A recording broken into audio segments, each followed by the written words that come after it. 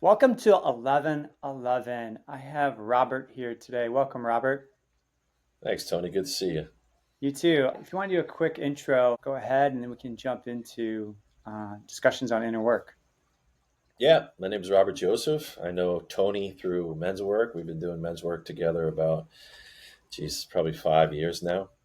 Men's work's been a big part of my life. I participated in men's work for about 5 years. I've led my own group for about the same amount of time. I'm born and raised in New York City. I work in tech sales full time.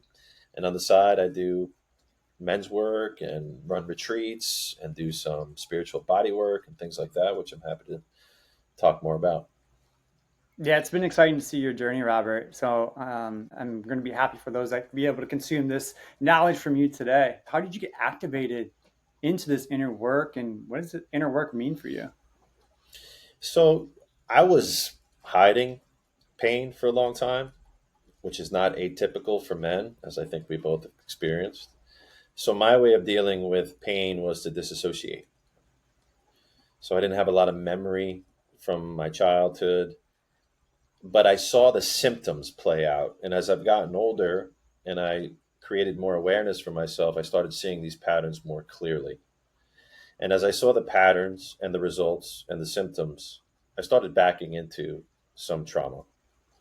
And I said to myself, okay, I don't remember. However, my life is not playing out the way I wanted to. I couldn't keep relationships, for example. I couldn't receive any type of love. I was very numb. I didn't cry for decades. So at some point, really like late 30s, early 40s, not that long ago, I started going deep into this journey. And the memories started to come back in a fragmented fashion. And then I realized that I was hiding a truth, which was, my childhood, which was there for me, not as a victim, but it wasn't what I thought it was. And I had to reverse engineer some of that memory lapse to understand who I was and why I behave the way I behave. So that led me down this road of self inquiry, going inside versus looking externally, right? I always read the self help books and things like that, but it wasn't until I spent time with myself in nature by myself, started journaling, started looking really deep within myself to say, what happened to me? Why am I the way I am? And is this who I want to be for the rest of my life? How did you take a step to say, you know what, for the next X amount of weeks, I'm going to go into nature and just explore? Like, what do you think really called you into that? Well, I went into nature and didn't come back for like 6 months. I went up there for an Airbnb and then these memories started coming back. They were triggered. And I was even in a relationship that I ended while I was up in nature. I said, look, I'm not coming back to the city. And that might seem extreme for the layperson. Like, wow, you ended a relationship. I had to, because everything was beginning to surface. And I felt the right thing to do for myself was to go inwardly and face this, right? Face those demons, go through that dark night of the soul. I don't think I would have been able to do so if I had even a relationship. I know there's people that start facing this and they have families. I wonder about that, right? Because now you have responsibilities and whatnot. I was a single man. Yes, I had a relationship. It wasn't multiple years, but I decided to say I need to walk this solitude path for now, not forever, because that's isolation. That's different. Go down the solitary path, really go inward, not have any distractions, and see what I find. What did you find for those months ahead? Like, what did you come out with at the other end that you want to share? Agony, pain, suppressed emotions that weren't released for decades that all of a sudden now came pouring out in sounds that I never even recognized, sounds that almost weren't even me, that were coming from the depths of my soul. It felt ancestral, vomiting, Hmm. screaming, yelling, crying.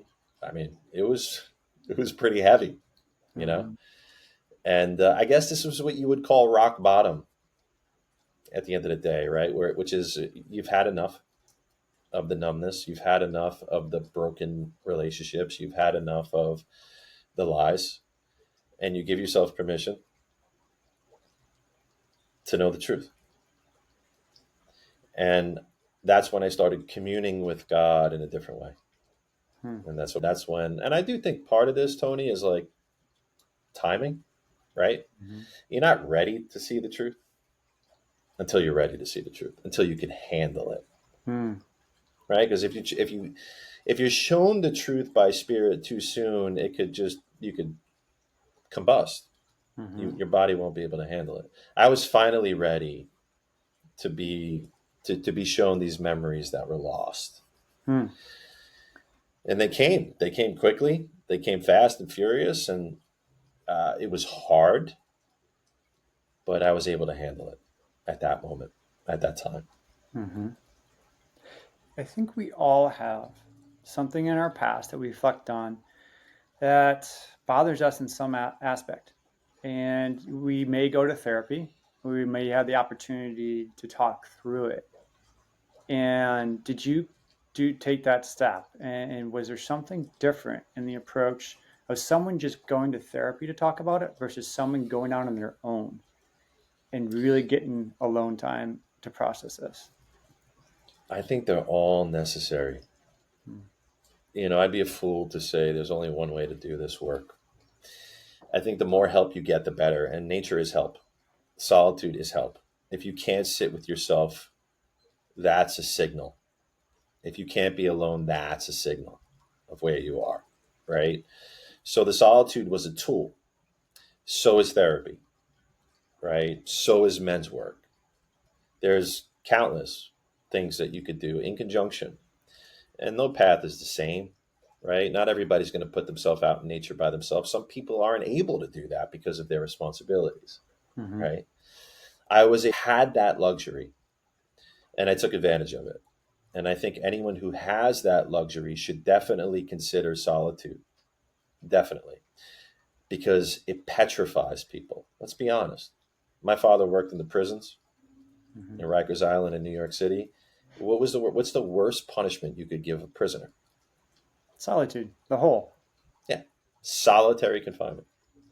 So the reason for that is they'd rather get their life threatened out in cell blocks or out in the yard, risk getting murdered or shanked, than sit with their pain and relive their past, because that's probably the reason why they're in prison, Hmm. right? So it's very courageous to sit with no distractions with yourself and see what comes up. For those that are like, I'm intrigued with what you did, I want to take a week off, go into nature. Do you recommend anything that they could do outside of this journaling that really can get them into a deeper sense of understanding? Depends how hardcore you want to go. See, vision quests, for example, you go out in nature, maybe you have a tent, maybe you just have a hammock, maybe you have nothing, not a pen, not a paper, nothing. And you sit there 3 days, no food, sometimes no water.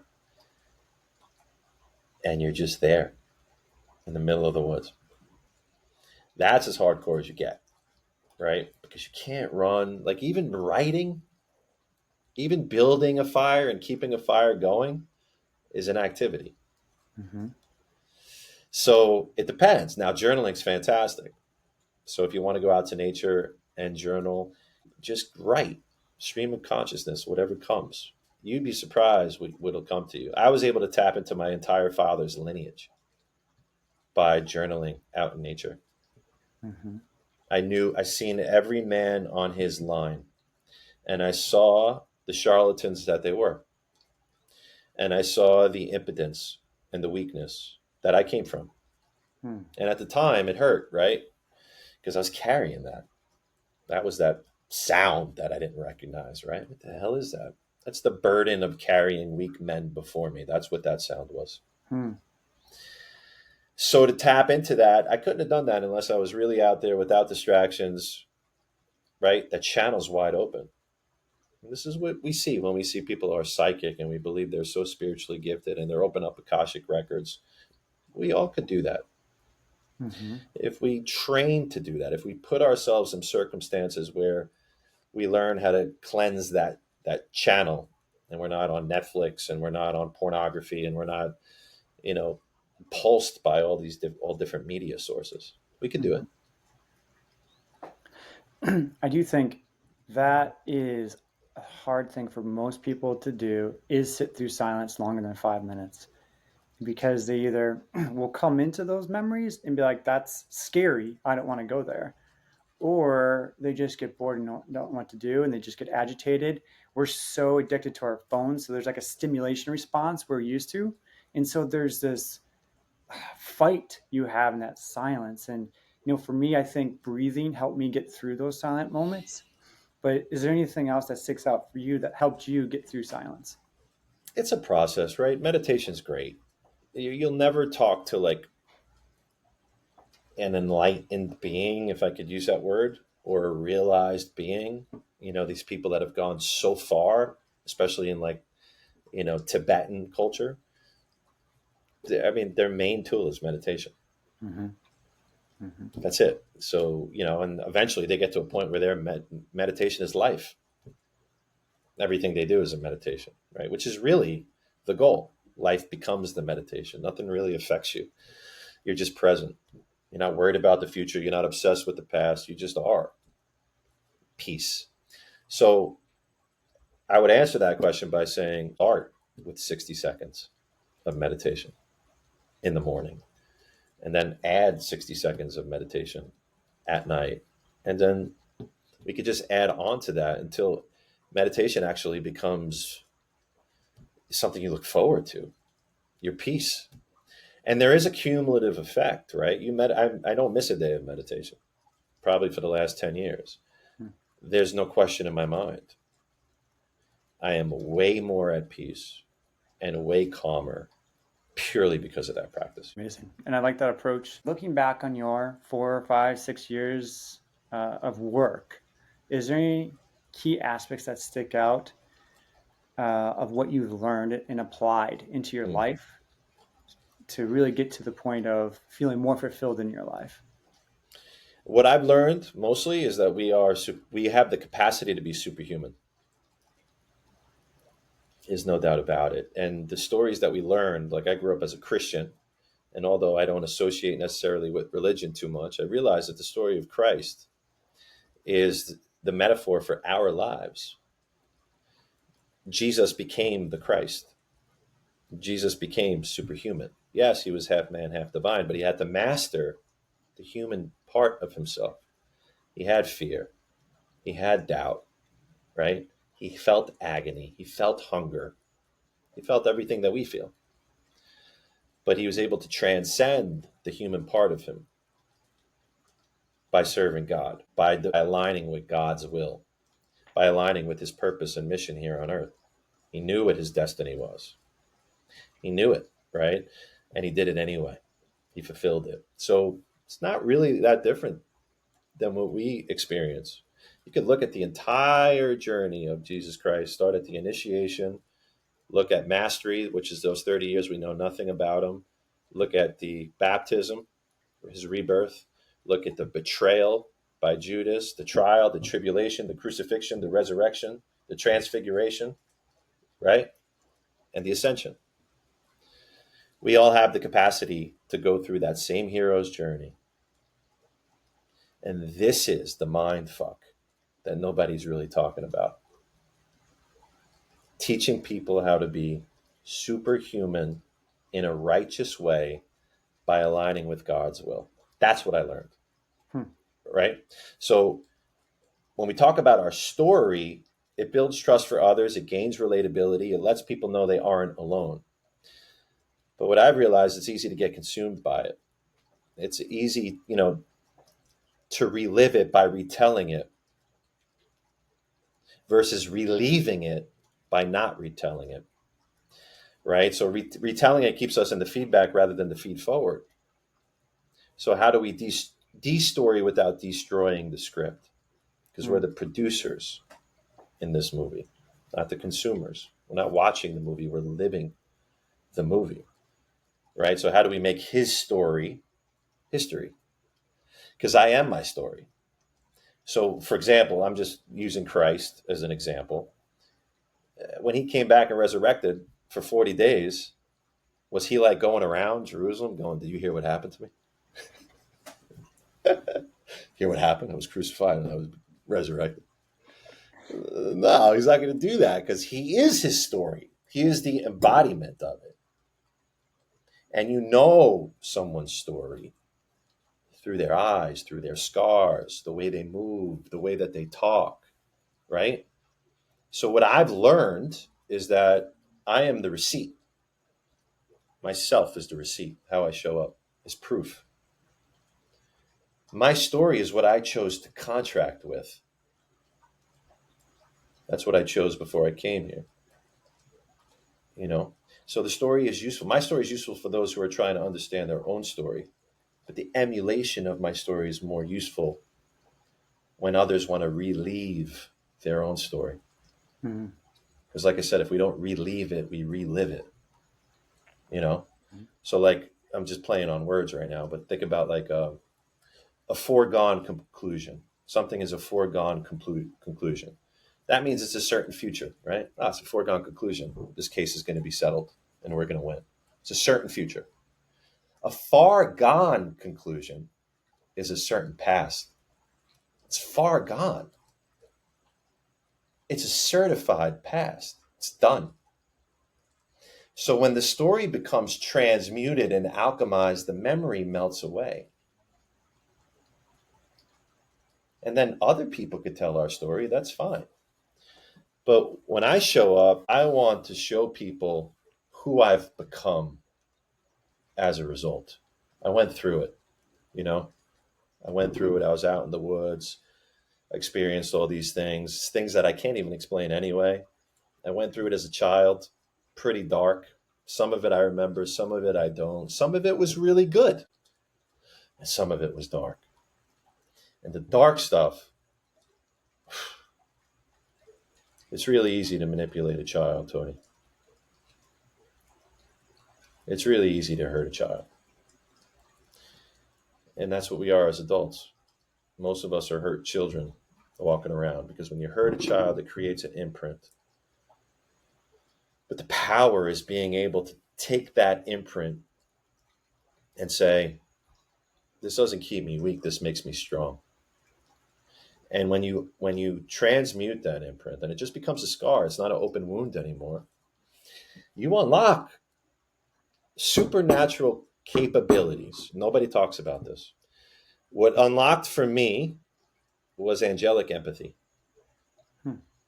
I don't cry for myself anymore, but I do cry for humanity. Hmm. I do a lot. And when I do work with other people, like say through body work or either just through holding space, man, I love them as if they're my own child.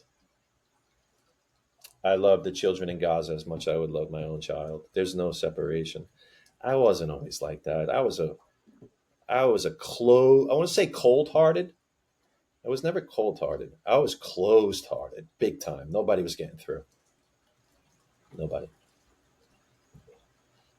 I was once blind, now I see. Amen. Your story of your 40 days, 40 nights. Amen. Yes. Yes. It's all there for us. We don't have to worship these ascended masters. What they want us to do is to walk in their footsteps the best that we can. I'm not saying I'll ever be Christ. No, but I sure as hell could try. Mm-hmm. Why when we talk about men's work, we talk about masculinity. Who's a better example of masculinity than Christ? For me, or Buddha for some people, or whoever, Krishna, right? Like these are people that for the most part we know walked the earth, right? And they lived a perfect life as far as we understand. So now, how could I access that? I could access it in my heart by forming a relationship with Christ through prayer, through meditation, through permissions.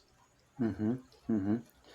You spoke about really finding your imprint, getting into the silence so you can understand that. And then from that, a huge awakening to say, wow, now that I know more about my past and perhaps reframed it into what you can do with your future, now that you know this and it's behind you, can you share a little bit more about any advice you'd give for those that want to get deeper, want to either find that imprint or take their perhaps prayer practice deep? Yeah, it's a good question, actually, because prayer is also something that I think is misunderstood. A lot of people pray when they need it. A lot of people pray when it's convenient. When someone gets sick in the family, for example, when they lose their job. It's okay. God doesn't judge. But we have to look at the power of prayer. The power of prayer starts with gratitude. No matter what's happening in your life, thank you. I mean, those that could be your prayer every day and you'd be fine. Thank you. Right? We're miracles. It gets me. I always have these fantasies about debating an atheist. Mm-hmm. And I wonder, I envision what I would say to them. But the arrogance that could come from being an atheist, because they're looking, they don't even see the miracle that they are. They can't explain to me their anatomy. They don't even know how their body works, their universe within. And they're trying to tell me the universe without is an illusion. That's arrogance. Mm-hmm. So when I wake up, I go, thank you for this body, for this breath, for this life, for this miracle. I don't even have to think about breathing. It just happens. Right? Thank you. I could go and do anything. I could choose my adventure in this lifetime.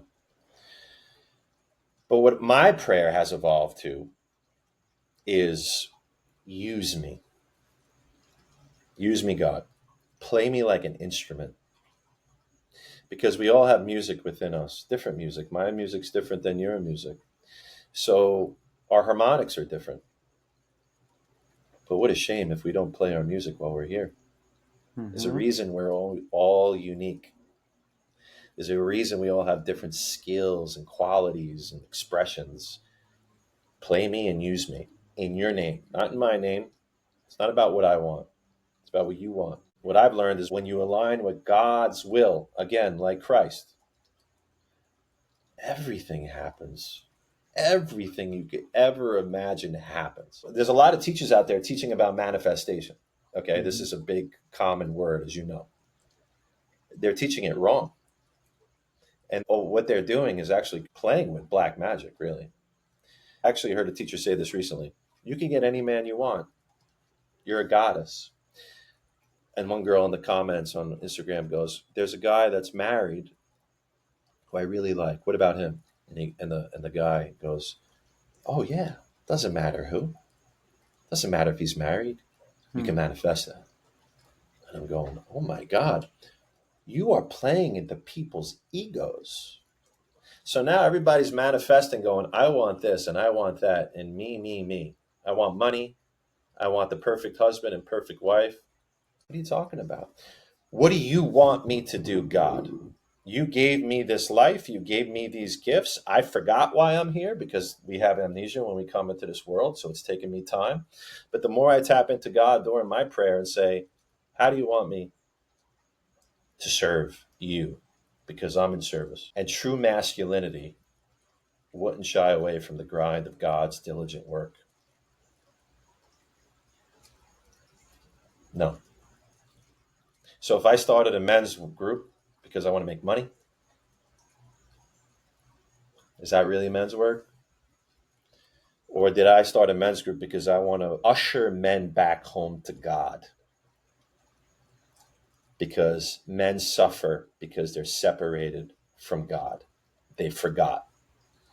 So it's not about me and it's not about money and it's not about what leadership makes me feel like a big alpha male. No, I'm working and I report to one boss. Going back into manifestations and looking at your own, what does your manifestation look like? My personal desires are melting away in many ways. I shouldn't say they're melting. I'm not married. I want love. I want family, but I'm also fine if I don't get it because I realize It's God's will. It's divine will. It's not me controlling and seeking and looking and everywhere I go. Is my wife here? Is she here? Oh my God, I'm getting old. What's going on? No, that's weak behavior. That's neediness. That implies that perhaps you're not complete or content with your life.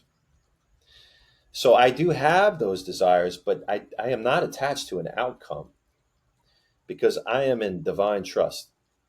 And I know the more I step into my purpose, which is aligned with God's will, everything will be fine. I'll get everything I ever needed. I already have everything I needed, to be honest. I don't need someone else to give me love. I have love. Of course, I'd like companionship. I don't need it, right? And that's the peace that you get from welcoming God into your heart. That's the only way I've ever experienced this. I haven't been like this my whole life. This is recent. Inner peace. This is the only way to alleviate suffering from my experience is to rebuild the relationship with God. You talked about following his masculinity. What can you share about following his footsteps in that regard? But Jesus Christ, Yeah. Mm-hmm. Jesus had a men's group, didn't Sure did. he? He was Mm-hmm. a leader of men, and he had the only men's group worth starting. I mean, it's exactly what I just said. What am I going to start a men's group and talk to you about how to eat right, how to show up every day and biohack your body? That's not really deep enough for me. There's only one type of men's group, which is what Jesus had with his disciples. I'm going to show you how to live the right way as a human. I'm going to show you how to alleviate your suffering. I'm going to show you how to recommune with God. He did it through him because he was the walking manifestation of God, right? He was the pathway for them, but he also loved everybody. One thing I'm still working on, Tony, is like judgment. Like I look at something and I go, what is that? That's delusional. And he sat with the prostitutes. He licked the lepers. There's no judgment, purity of heart. Now we're not born pure like Jesus, but we can become pure through Jesus. That's the supernatural transformation I talked about. We become pure, then we become powerful, because power without purity is the reason why this world is upside down. Mm-hmm. There's a lot of powerful men, but most of them aren't pure. Yeah, I think Jesus, the Bible, the scriptures, and religions are a gift to us to really reflect back on our own lives, on their stories and how it relates to ours, and provide perhaps inspiration and motivation as well. Going back 5,000, 6,000 years ago, what do you think they did at that time, pre religion times, to really connect with God or really find that fulfillment in their lives? Because today we have it modeled. Today we have, different scriptures, different religions that can really help us teach us to get to that fulfillment. I'm curious. Go back 6,000 years ago. What do you think it was there for them? Nature. They mapped God through the stars. They built pyramids to align with that. They built statues to honor God and rituals and ceremonies and prayer, their own version of prayer that wasn't secular, of course, but was much more tribal. But make no bones about it, they knew there was something bigger. And they knew there was something bigger by just the infinity of the universe. When they looked up at night, when they looked in the eyes of the animals, when they looked at how the plants communicated with each other, right? How the plants became medicines for them and taught them about the universe. Think about the complexities all around them. So, because they didn't have iPhones and all these distractions, they were just observers of planet Earth. Mm-hmm. And through that communion, we have to put ourselves in solitude. They were in solitude. I mean, there was nothing they could do other than love each other in community and look around and observe. And there's God everywhere. There's Fibonacci sequences everywhere. There's fractals everywhere. There's a designer of this planet that's indisputable. His signature is on everything. Everything is built with the same sacred geometry. And they saw this in their own way. They were able to demystify the universe, and they said to themselves, and I'm simplifying this obviously. There has to be an energy that comes from the wind and the sun and the moon and the stars and the plants and the animals, because I feel it and I resonated with it, and I could communicate with it. It's beautiful. Very poetic in the things you shared today. I love it, which is your skill set. Play on words. So, a great way to end this. Thanks a lot, Robert. Appreciate your time today.